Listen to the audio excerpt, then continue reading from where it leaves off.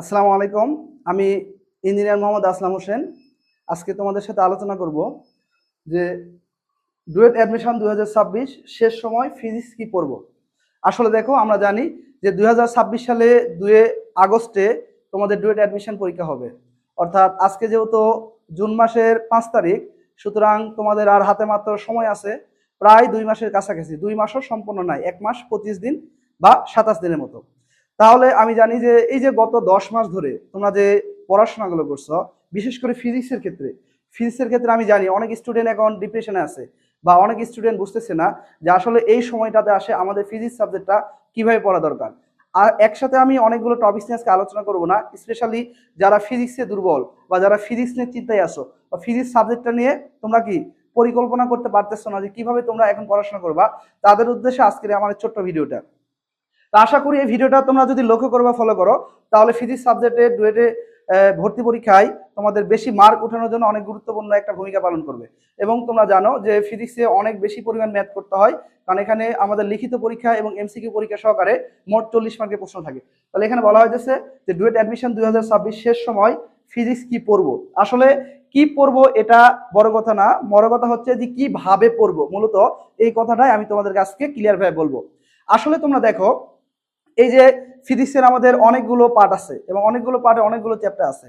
তো ধরো ফিজিক্সের আমরা প্রথমে কি পড়ি, প্রথম ভৌত পার্ট পড়ি, তারপরে হিট পার্ট পড়ি, তারপর কি পড়ি সাউন্ড পার্ট পড়ি, তারপর কি পড়ি লাইট পার্ট পড়ি, তারপর কি পড়ি অ্যাটমিক্স ফিজিক্স পড়ি। ঠিক আছে, তো আমি স্টেপ বাই স্টেপ প্রত্যেকটা টপিক্সের কোন কোন চ্যাপ্টারগুলো তোমাদের জন্য সবচেয়ে বেশি ইম্পর্টেন্ট এবং এই সাবজেক্টটা কিভাবে তোমরা প্রতিদিন স্টাডি করলে তোমরা এই লাস্ট 2 মাসে খুব ভালো একটা প্রিপারেশন ডুয়েট অ্যাডমিশনের জন্য নিতে পারবা, এটা নিয়ে আজকে আমি তোমাদের সাথে আলোচনা করব।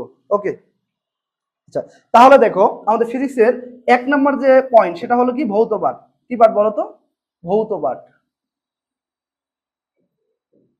ভৌত পাঠ। 2 নম্বর আমরা কি লিখবো? হিট পাঠ। হিট পাঠ। ঠিক আছে। 3 নম্বর আমাদের কি আছে? সাউন্ড পাঠ।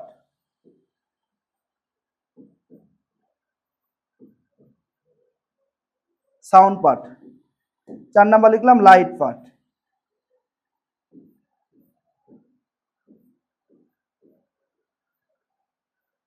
লাইট পাঠ।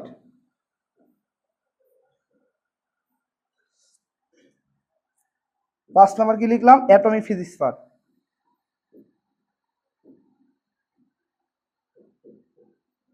Atomic physics. আচ্ছা, যাই হোক, তাহলে এই যে আমাদের 5টা পার্ট, এই 5টা পার্ট মিলে মোট মার্ক কত বলো তো? মোট মার্ক হলো 40 মার্ক। মোট মার্ক কত বলো? 40 মার্ক। আচ্ছা, তোমরা খুব ভালো করে জানো যে ফিজিক্সের সবচেয়ে বেশি বড় পার্ট হলো ভৌত পাঠ। সবচেয়ে বড় পার্টটা কি বলো তো? ভৌত পাঠ। এই ভৌত পাঠের মধ্যে প্রায় 10 থেকে 11টা চ্যাপ্টার আছে। তারপরে হচ্ছে হিট পার্ট। হিট পার্টে মোটামুটি বড় বলতে পারো। তারপর তোমার বড় পার্ট সাউন্ড পার্ট, তারপর লাইট পার্ট, তারপর হলো অ্যাটমিক ফিজিক্স পার্ট। এখন এই যে মোট যে 40 মার্ক, মোট কত মার্ক বলো তো? মোট হচ্ছে 40 মার্ক। তোমাদের একটা জিনিস একদম ক্লিয়ার ভাবে, মানে আমি আসলে নাম বলতে চাচ্ছি না, 2 একটা অনলাইনে ভিডিও দেখলাম, ভিডিও দেখে আমার কাছে মনে হলো যে যে ভিডিও করছে আসলে তার অনেক কিছু জানার দরকার আছে।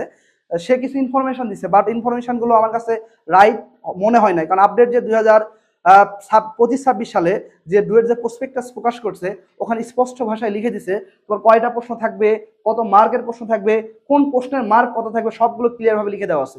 আর ডুয়েটের নিয়ম হলো, ডুয়েট যে প্রসপেক্টাস প্রকাশ করে ওই বছর ওই প্রসপেক্টাস অনুসারেই সে পরীক্ষা অনুষ্ঠিত করে, এবং এর বাইরে অন্য কোনো নিয়মের অন্য কোনো পদ্ধতি কখনোই ডুয়েট ফলো করবে না বা ওই পদ্ধতির বাইরে পরীক্ষা নেয় না। তো এই ক্ষেত্রে স্পষ্ট ভাষায় বলা আছে, স্পষ্ট ভাষায় বলা আছে ফিজিক্সে মোট ম্যাথ থাকবে 4টা। মোট ম্যাথ কয়টা থাকবে বলো? মোট ম্যাথ থাকবে 4টা। মোট ম্যাথ থাকবে 4টা। মোট ম্যাথ থাকবে 4টা। ভালো করে বুঝো, কয়টা ম্যাথ থাকবে? মোট আমাদের 5টা পার্ট থেকে মোট ম্যাথ কয়টা থাকবে? মোট হলো 4টা ম্যাথ থাকবে। 4টা ম্যাথের মধ্যে 3টা ম্যাথ, 3টা ম্যাথ, 3টা ম্যাথ, 3টা ম্যাথে মার্ক থাকবে 6 মার্ক করে। 6 মার্ক। 6 মার্ক। ঠিক আছে, তাহলে দেখো তিনটা ম্যাথের মার্ক কত থাকবে বলো তো? 6 করে। তাহলে তিনটা ম্যাথের মার্ক যদি 6 থাকে, 300 কত হয়? 18। আর একটা ম্যাথের মার্ক থাকবে হলো 7 মার্ক। একটা ম্যাথের মার্ক কত থাকবে বলো তো? একটা ম্যাথের মার্ক থাকবে হলো 7 মার্ক। আচ্ছা, তাহলে দেখো এখানে আমার মোট কত হলো? 318 আর সাথে 25 মার্ক। 25 মার্ক।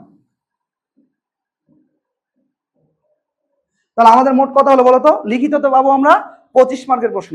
আর এমসিকিউ, এমসিকিউ থাকবে তোমার, এমসিকিউ এমসিকিউ মোট থাকবে হলো 10টা। এমসিকিউ কয়টা থাকবে বলো? 10টা।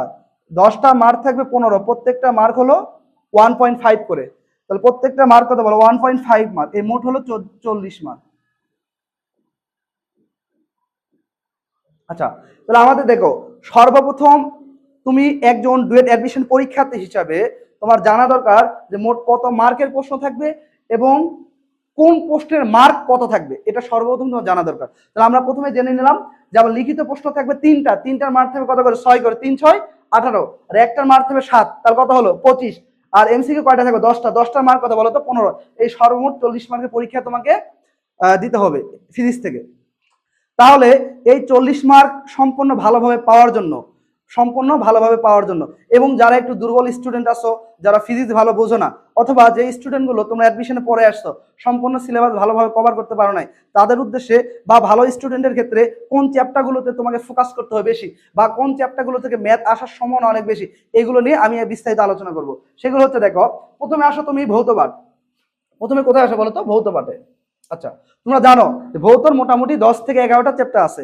10 থেকে 11টা চ্যাপ্টার ভিতরে যেমন আমরা জানি কোন কোন চ্যাপ্টারগুলো ভৌত পাঠের ভিতরে পড়ে, এগুলো একটু তোমাদের বলে দেই।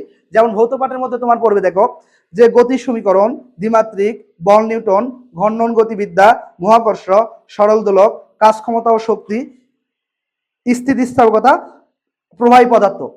আর্কিমিডিস চ্যাপ্টারটা এবছর ডুয়েটের সিলেবাসে নাই, আবার স্পষ্ট ভাষায় বলতেছি, আর্কিমিডিস টোটালি বাদ দিবা, কারণ আর্কিমিডিস চ্যাপ্টারটা ডুয়েটের সিলেবাস থেকে এবার কি করা হয়েছে? বাদ দেওয়া হয়েছে। তাহলে আমি যে চ্যাপ্টারগুলোর নাম বললাম, তাহলে মোট কয়টা হলো বলো? যেগুলো নাম বললাম আবার একবার বলি, যে গতির সমীকরণ, দ্বিমাত্রিক, বল নিউটন, ঘর্ষণ গতিবিদ্যা, মহাকর্ষ, সরল দোলক, কাজ ক্ষমতা, স্থিতিস্থাপকতা, প্রবাহী পদার্থ।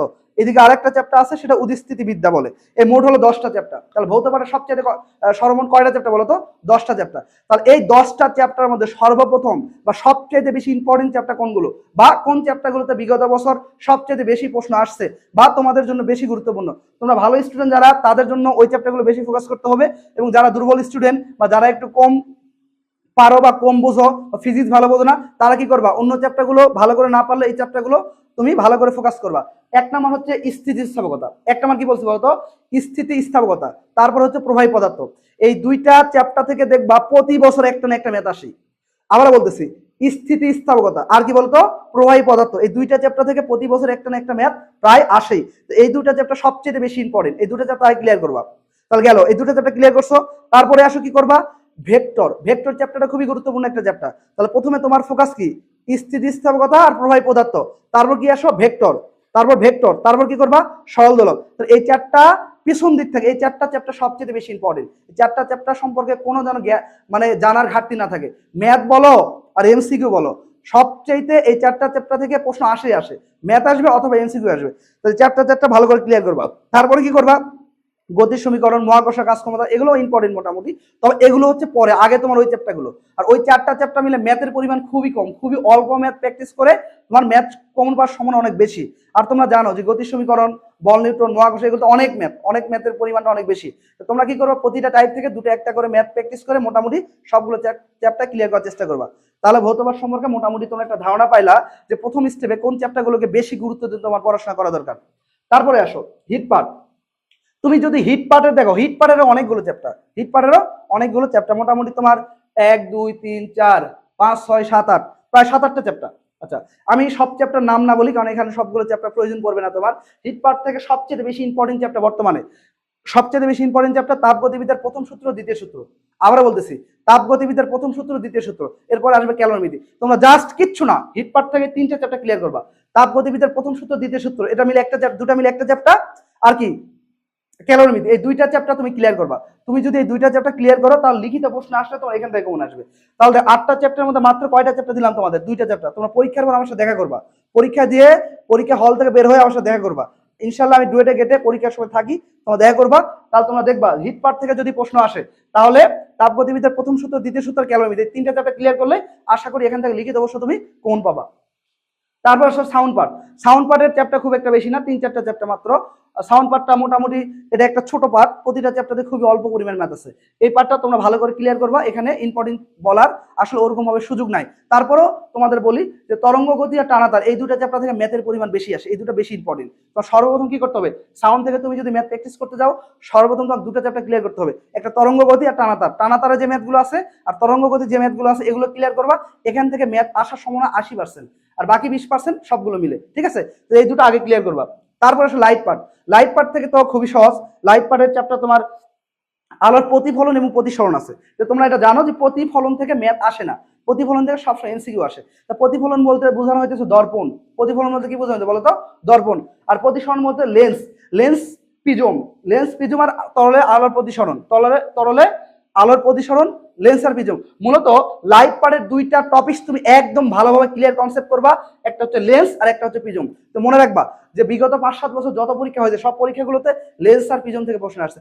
ইনশাল্লাহ আশাবাদী এবছর লেন্স আর প্রিজম এই দুটা টপিক থেকে প্রশ্ন আসবে। তাহলে তুমি পরীক্ষা হলতে বের আমার সাথে দেখা করে বলবা ভাইয়া লেন্স থেকে প্রশ্ন আসছে কিনা, বা প্রিজম থেকে প্রশ্ন আসছে কিনা, বা এর বাইরে থেকে কোনো প্রশ্ন আসছে কিনা। তোমরা দুর্বল স্টুডেন্ট হও, ভালো স্টুডেন্ট হও, মিডিয়াম টাইপের স্টুডেন্ট হও, যেহেতু তোমার হাতে সময় কম আছে, খুবই অল্প সময় আছে, এই অল্প সময় এই দুটা টপিক সবচেয়ে বেশি গুরুত্বপূর্ণ। এই দুটা টপিক একবার কনসেপ্ট ক্লিয়ার করবা, বাকিগুলো যতটুকু পারো করবা, না পারলে নাই। তারপর অ্যাটমিক ফিজিক্স। অ্যাটমিক ফিজিক্স একটা মাত্র পার্ট, একটা ছোট্ট একটা চ্যাপ্টার, এটা নিয়ে খুব একটা বেশি কিছু বলার নাই। তারপর তোমাদের বলি অ্যাটমিক ফিজিক্সের একটা আপেক্ষিক, এখানে আপেক্ষিক তত্ত্ব থেকে একটা ম্যাথ আসছে একবার, তারপর তোমার অর্ধয় থেকে একটা ম্যাথ আসছে, অর্ধয় টাইপ থেকে একটা ম্যাথ আসছে। তারপর তোমার কি ওই যে সর্বোচ্চ গতিবেগ, সর্বনিম্ন গতিবেগ একটা চ্যাপ্টার আছে, কার্যাপেক্ষকের যে টাইপটা আছে, মূলত এই যে কার্যাপেক্ষক নির্ণয় করো অথবা সর্বোচ্চ গতিশক্তি নির্ণয় করো, এই টাইপের যে ম্যাথগুলো আছে দেখবে এটা টাইপটা আলাদা, এই টাইপটা সম্পূর্ণ আলাদা। এই টাইপের যে ম্যাথগুলো আছে এই টাইপের ম্যাথগুলো অ্যাটমিক ফিজিক্সের সবচেয়ে বেশি গুরুত্বপূর্ণ। তার সর্বোচ্চ গতিবেগ বা সর্বোচ্চ শক্তি বা সর্বনিম্ন শক্তি বা বিভব শক্তি বা হচ্ছে নিবৃত্ত বিভব, এই টাইপের এই ম্যাথগুলো যে টাইপটা আছে এই টাইপটা সবচেয়ে বেশি গুরুত্বপূর্ণ। তাহলে তোমরা এই ম্যাথগুলো বেশি প্র্যাকটিস করবা, ঠিক আছে? বা সূচন কম্পাঙ্ক বা কার্যাপেক্ষক নির্ণয় করো, এই টাইপের ম্যাথগুলো সবচেয়ে বেশি গুরুত্বপূর্ণ। অল্প কিছু ম্যাথ আছে দেখবা, তো বই খুলে দেখবা এই টাইপের সর্বোচ্চ 10 থেকে 15টা ম্যাথ আছে, বা সর্বোচ্চ 15 থেকে 20টা ম্যাথ আছে। এই 15 থেকে 20টা ম্যাথ তোমরা যদি ভালোভাবে প্র্যাকটিস করো, আমার যতটুকু আইডিয়া যে অ্যাটমিক ফিজিক্সে ম্যাথ দিলে ওই টপিকটা থেকে ম্যাথের পরিমাণ বেশি দেয়। তারপরেও যদি তোমার অর্ধয় থেকে দেয় বা আপেক্ষিক তত্ত্ব থেকে দেয়, ওগুলো তো সূত্র খুবই অল্প, দুটো একটা সূত্র, ওগুলো তুমি 2-3টা করে ম্যাথ যদি প্র্যাকটিস করো, আশা করি ডুয়েটে হলে যে কোনো ম্যাথ দিলে তুমি কমন পাবা। তাহলে এই যে শেষ সময় ডুয়েট অ্যাডমিশনে 2026 সালে শেষ সময় এসে দেখো তোমাকে রিভাইজ দেওয়ার ক্ষেত্রে যে চ্যাপ্টারগুলো বেশি গুরুত্বপূর্ণ বা যে চ্যাপ্টারগুলো ইম্পর্টেন্ট, এই চ্যাপ্টারগুলোকে ফোকাস করে তোমাকে পড়াশোনা করতে হবে।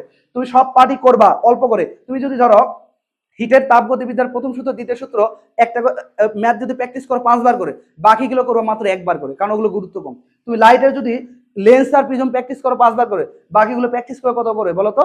1 বার করে। আর তোমাদের ফিজিক্সে ভালো করার ক্ষেত্রে সবচেয়ে গুরুত্বপূর্ণ যে কথাটা সেটা হলো তোমরা প্রতিদিন সকালবেলা উঠে প্রতিটা চ্যাপ্টার যে মূল সূত্রগুলো আছে, সূত্রগুলো জাস্ট 15 থেকে 20 মিনিট, জাস্ট 15 থেকে 20 মিনিট পুরো ফিজিক্স বইয়ের সব চ্যাপ্টারগুলোর সূত্রগুলো একবার করে হাত দিয়ে লিখবা।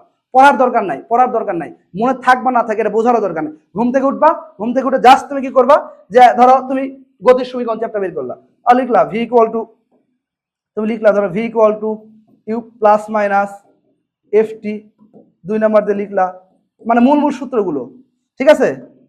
মানে মূল সূত্র এভাবে লিখলা যে v square equal two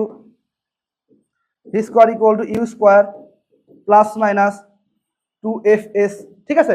just এইভাবে কি করবা, প্রতিদিন সকালবেলা উঠে ফিজিক্সে ভালো করার ক্ষেত্রে প্রতিদিন সকালবেলা উঠে কি করবা বলো, s equal to u t plus minus half ft square, তারপরে তুমি 4 নাম্বার দিয়ে লিখলা s ইকুয়াল টু vt।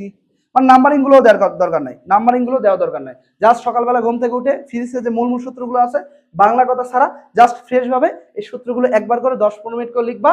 আশা করি আগামী যে 2 মাস পরে তোমাদের ডুয়েট অ্যাডমিশন পরীক্ষা আছে তোমরা অনেক ভালো করবা ইনশাল্লাহ।